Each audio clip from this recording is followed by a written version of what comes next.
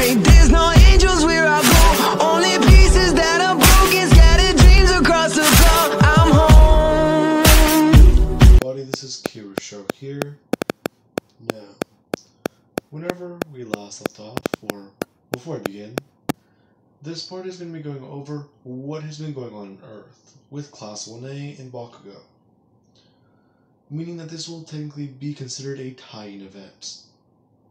Now, let's begin. Whenever we last left off, let's pick up with Bakugo, who has just gotten into Class 1A. He read his letter and found out that he got first, and he would have left, as he would arrive at UA the next day, walking into Class 1A and being a bit more cocky, noticing that Deku isn't there, and at least thinking, either he didn't score enough points, or, well, they didn't let him in. Good riddance. Him at least having a thought come across his mind. The nerd is probably in general studies. Even then, doesn't really matter. He'll never be a pro. Now, Baku would have walked over to his desk and sit down, as more and more people would have arrived, and eventually, the incident with Ida would occur, where Ida is then going to get his shoes off the desk. And, well, yeah. Aizawa would then proceed to do his whole, you guys are all late, get your shit and go get changed.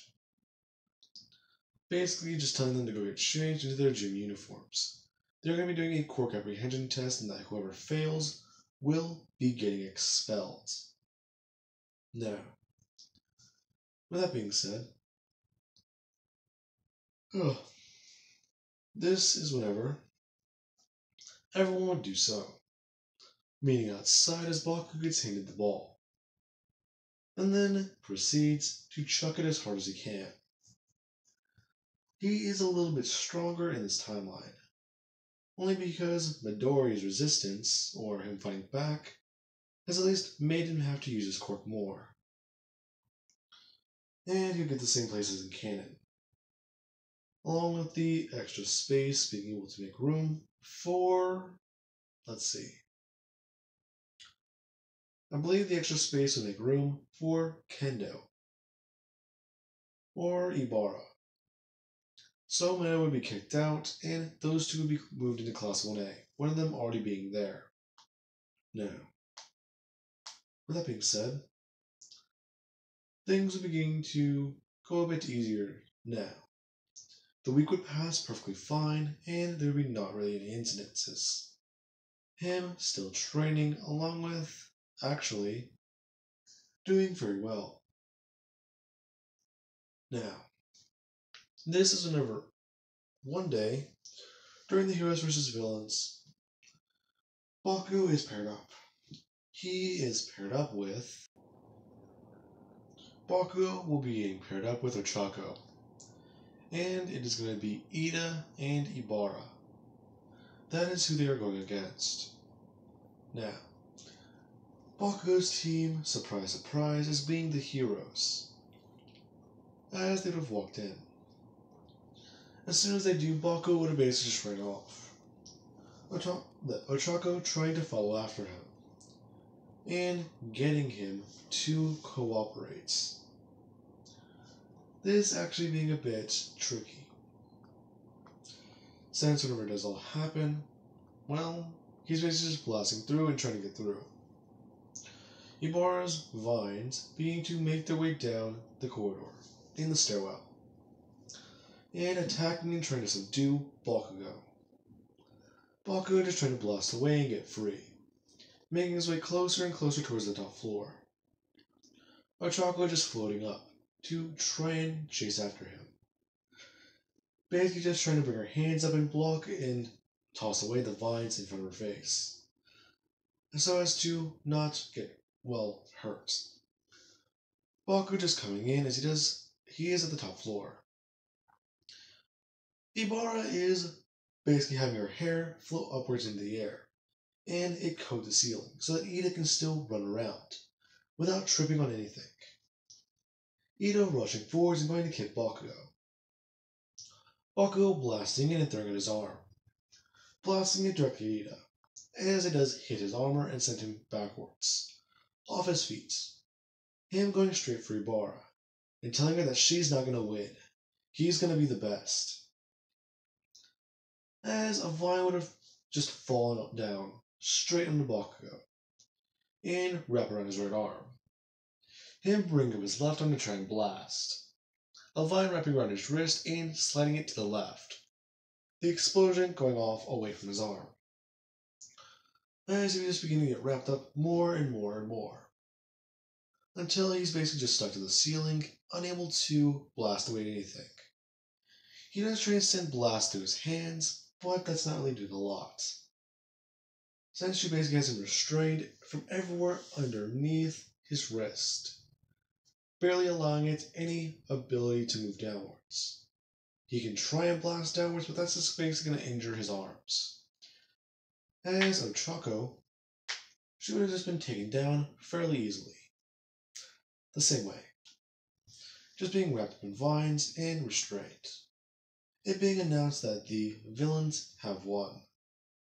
Bakugo getting pissed off and trying to fight All Might on that. All Might just saying that he cannot fight him on this. Besides, you are a pro hero. And in the situation were real, then you would have caused quite a lot of damage. Especially since you were setting off explosions right next to a bomb, young man. After that, he would have been pissed off, heading back to the observation deck and watching what's going on. Watching as the match Todoroki has against Ojiro and the Invisible Girl gets ended immediately. Him just cooking the building in ice, and then just heating it up a bit to melt it. Him feeling a bit, well, scared actually. He just ended a battle, well, in an instant. Him actually being a bit angry about that. That doesn't mean his quirk is any better than mine. It just means that he's using it differently. He was being more tactical, while Bakugo was going in for a straight-on assault. Meaning that he would have done better if he would have thought differently. Bakugo beginning to make excuses for himself. And eventually they would have all headed back to class. No one seriously injured. Bakugo beginning to just take notes on whatever subject they are doing. Until they hear something outside. Disregarding the sound, until Batman basically just burst open the door to Class 1A. And scans the room. Everyone looking at him as he would walk over, grabbing Bakugo by his shirt, and immediately dragging him out. As they would watch him outside, throw Bakugo into the ground, and begin to question him. Looking at the surprised look on Bakugo's face, as after about 20 to, well, I want to say 10 minutes would pass, and Batman would have walked back over to his, well, plane, getting into it and flying off. Watching his Bakugo just hanging his head in shame. And he is very angry. He was basically just told everything up to what they know. That Izuku Midoriya is not only, well, in trouble or in danger, it is partially Bakugo's fault. Batman not sugarcoating it. He's laying it onto Bakugo so he gets it through. He's had to deal with people just like him before. Even then, you can't really be soft with this type of stuff. Now, Bakugo would have somewhat understood. Something actually getting through. Now, he would walk back into class as people would just ask exactly what was Batman questioning him about. If he came all the way to Japan just to, well, talk to him for 20 minutes and leave, then it's gotta be serious, right? Quite a lot of people whispering to themselves, as Bakugo does think about what he said. I would give hero rankings and rank Batman, but I'll just say that the hero agency called the Justice League is the number one in the world. So that would make All Might, I want to say, not even in the top 10, since there are a lot of other people stronger than him now. Let's just disregard that. Let's begin. Bakugo does feel like he's, well, at least right. If Batman's calling him on some shit, then he knows he might have messed up. Although he still doesn't believe it, thinking that Batman is wrong and that he is in the right. That's just how it is. He didn't do anything wrong. It was all Midoriya's fault for being born corkless. As some more time would pass, about almost an entire month, as today would be the day Midoriya came back to Earth to try and get a bit more revenge. As Bakugo is at home working out, before he does feel the ground move and begin to shake, thinking that this is an earthquake. Immediately running into his room, or, well, out of his room, and looking at his mom. She's basically just sitting on the couch as she's watching the news. As Bakugo would see something. A villain is attacking, and he would immediately run outside, looking over the railing and looking around. Not seeing anything more before he does just run down the hall and turn the corner.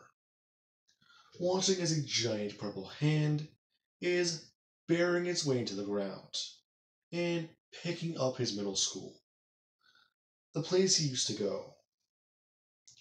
Confused as it would just begin to slam around the area, destroying everything nearby as the shockwave can be felt from even where Bakugo is standing. Small pieces of rock hitting the buildings and breaking some glass. As Bakugo just watched whatever this guy is begin to tear apart heroes from a distance. He watches as Mount Lady Base gets smashed directly into by the school, and she would go falling down to the ground, along with this guy just beginning to blast away at everyone around him, and flying around the town more, smashing into and destroying quite a lot of places.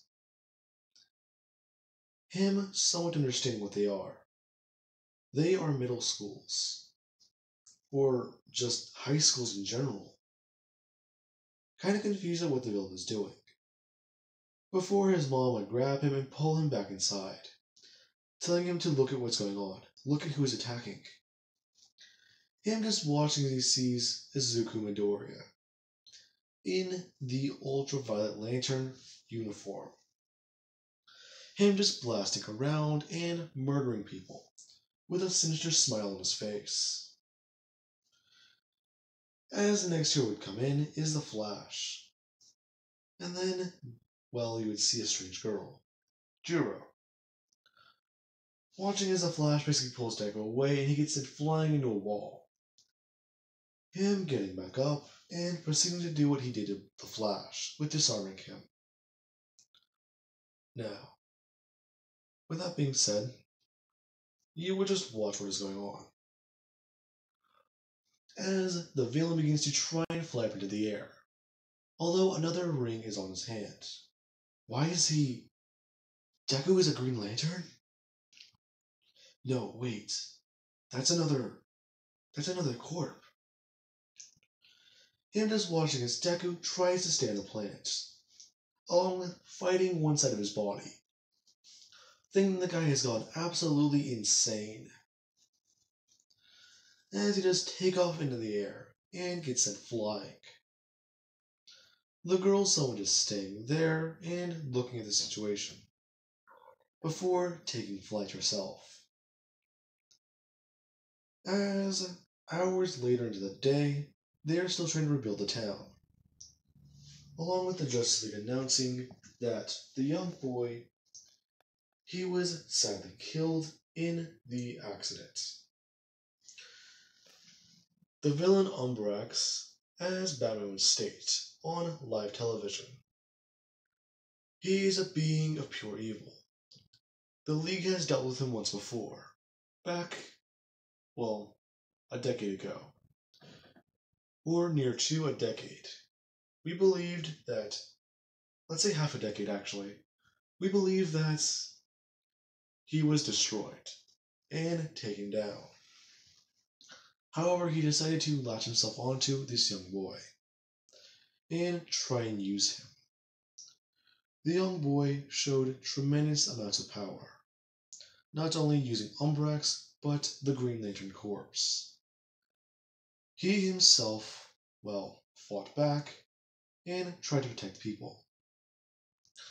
From what you saw today on the news, it may not have seemed like it, but that young boy is a hero.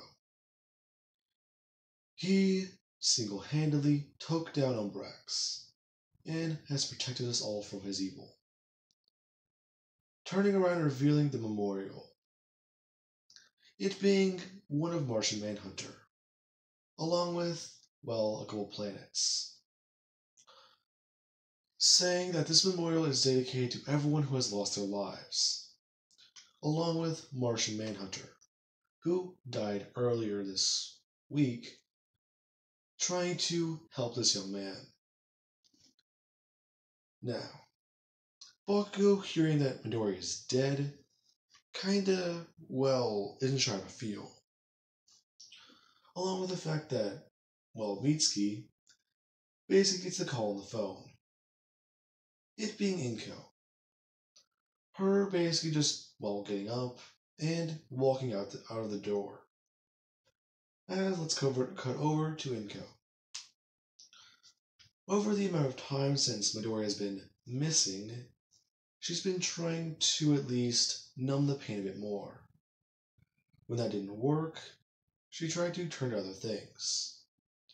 But she was stopped by her friend, who tried to help her sober up, tried to get her clean before she did anything she would regret. She's been this way for a very long time, and if she goes down it even more, then, well, no one will be left to remember her son.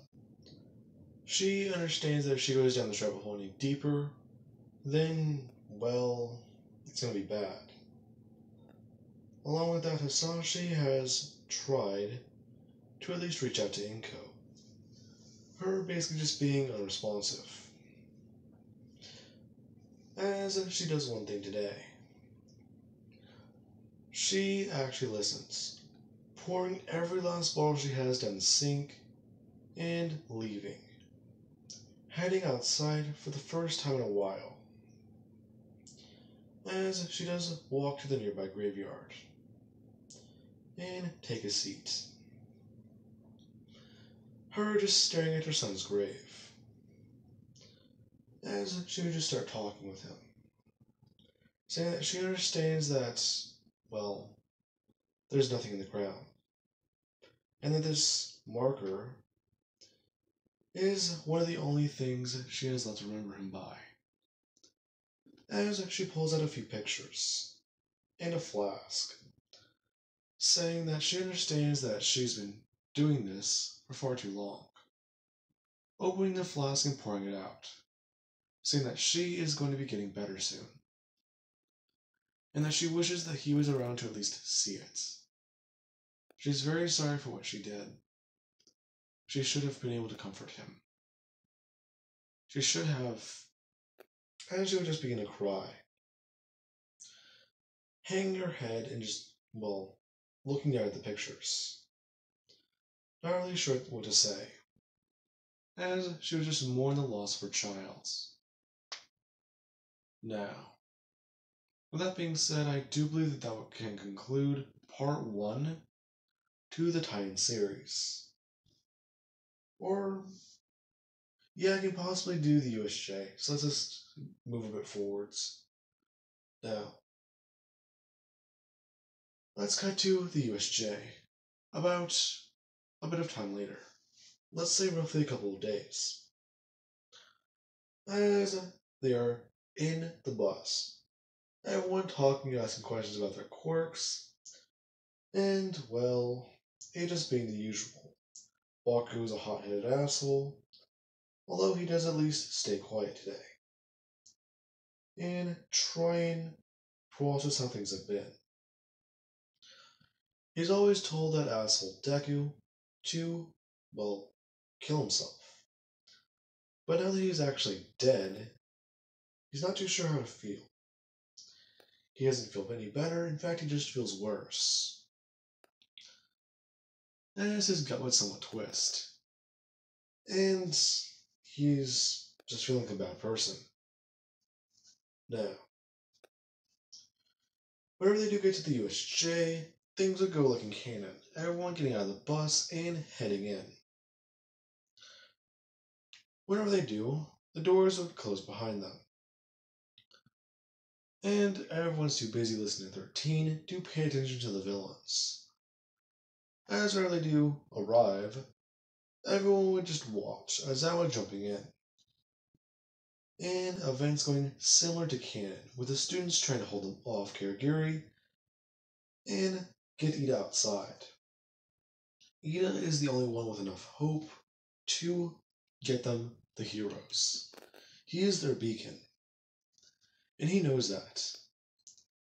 And he tries to run around and get outside, trying to force the doors open as the sugar guy and the guy with 8 arms would try and force the doors open.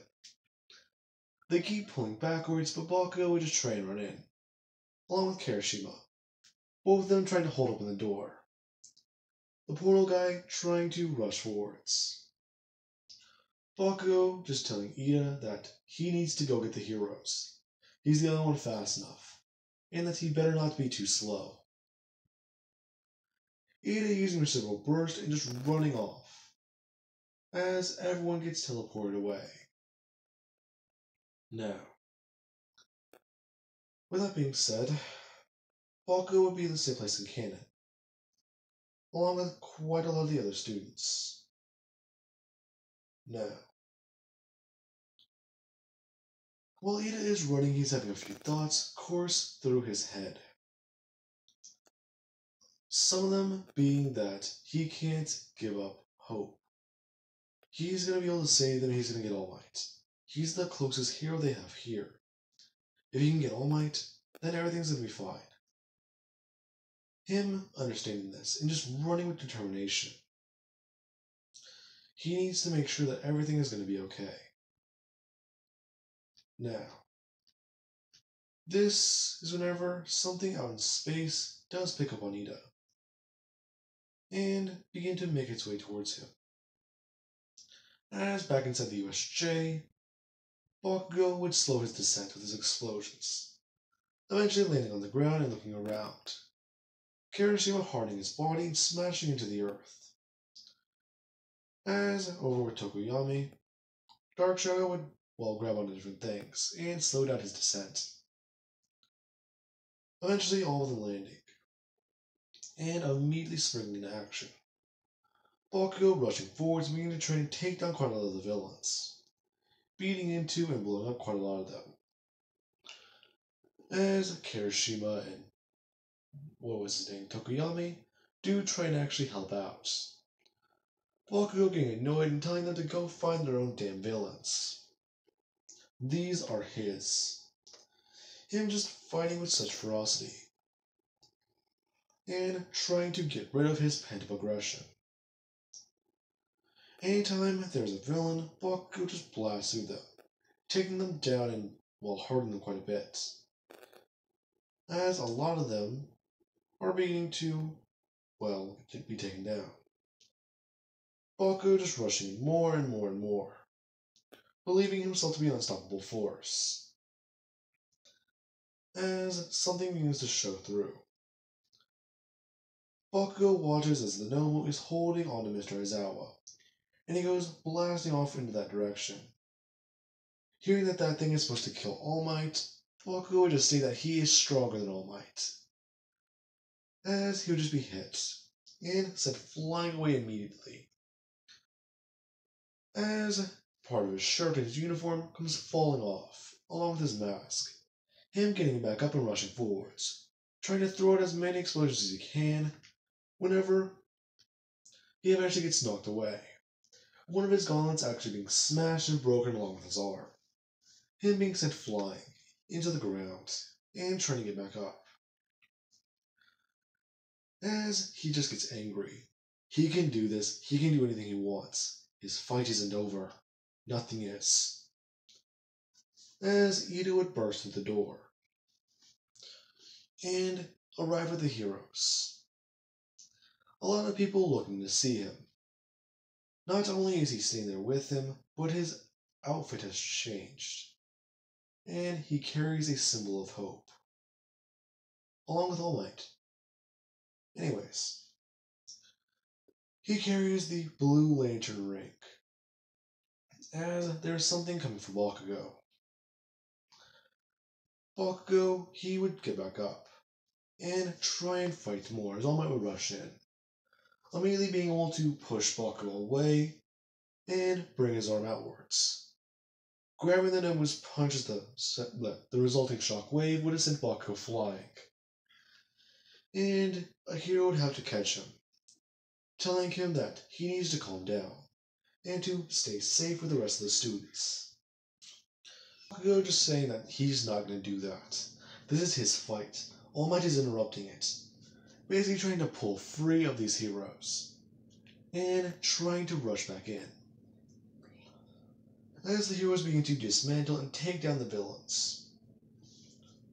Now, this is whenever Bakugo would finally break free, rushing back into battle, and beginning to use his explosions, as this ring would finally make its presence known to him, as he is asked a simple question. Bakugo Katsuki of Sector 2814. Welcome to the Orange Lantern Corps. As he takes on the ring, and immediately begins to freak out, being paranoid and actually, well, greedy. Beginning by throwing up his hand and beginning to just start tearing apart some more villains, bashing and throwing them around, explaining that this is all mine, mine, mine, mine! Now, with that being said, after some time, Hal Jordan would have gotten a message from Larfleece, stating that something is wrong. His core, he's missing a ring. He was counting them earlier to make sure that they were all still there, and he is missing one. Alrighty, so yeah, as you guys can hear already, audio difference. I've been having problems with my microphone, along with the fact that this entire video has been an entire progress of 4 hours trying to just make it. I've been getting constantly interrupted, and trying to at least make sure the audio is good. My mic was bugging out earlier, and it's doing that again now. So I'm switching back to the old mic because this is just tired of this. This is the longest it has ever taken me to make a video. And I've made videos. I've done this shit for a while. So if you guys do not like this, I'm sorry. I'm just trying to get this video out. And let's continue. Hal Jordan would just ask exactly how did this ring, or, well, how does he know this property is gone? Larfleece stating that he knows it's gone, and that the ring is heading for Space Sector 2814. He was getting the data and looking over this new recruit, the thief to his ring. They are an Earthling. Now, this is whenever Hal Jordan would ask Cyborg if he knows exactly where this guy is, or where the ring is. Him just stating that the ring is in, as he begins to type in data to the computer, getting an instant search results, it's saying that the ring is over in Japan. That's odd. There's 2 of them. Now, this is whenever Cyborg would just tell Hal to go over and check it out. Clearly something bad is happening. Greed and hope, these are conflicting odds. Now, that would be whenever Hal Jordan will begin to make his way over to Japan and find the carnage waiting for him. As soon as he gets there, All Might would send a punch, sending the Nomu flying out of the USJ. Hal Jordan immediately just making a giant catcher's mitt and catching the Nomu, and wrapping up in chains, unaware of what this is, since it clearly doesn't at least look human. It doesn't even register the fact that it's been sent flying through the air. As he'd go into the USJ and see exactly what is going on. You have Bakugo basically still punching around and laying into the villains. While you do have Tenya Ida, who is trying to understand what this ring is doing. Quite a lot of people are surprised. As soon as Hal Jordan comes in, he would tell Bakugo that that is enough, and that he should really stop. Bakugo turning towards him, beginning to just attack him, telling him that it's mine, you can't take it from me. Hal Jordan trying to fight back, until eventually Saint Walker would arrive, wanting to talk with the new Lantern, along with aiding and assisting Hal Jordan, them taking Bakugo down, and Larfleeze eventually arriving himself. Everyone is a bit confused. There's 3 different lanterns here, along with, well, 2 of their classmates becoming them. That is a bit odd. Now, Larfleeze would tell Hal Jordan that he wants this ring back. He's not sure why it went flying after this kid. Hal just explained to Larfleeze that he needs to calm down. The ring seeks out people of that emotion. Remember?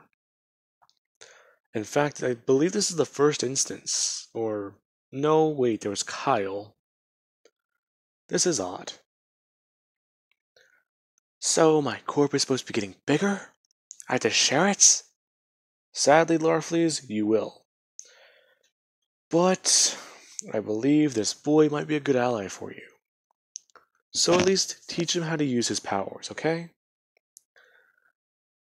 As they would have taken Bakugo to the infirmary, taking off the ring as they would just leave it on his bedside. Ida still not understanding what is going on with him. Trying to, well, ask questions. A lot of people trying to ask them too, along with some trying to get Hal Jordan's autograph. The villains retreated at this point. A Green Lantern, that means Superman might not be too far behind. Even if he isn't, you still do have Batman.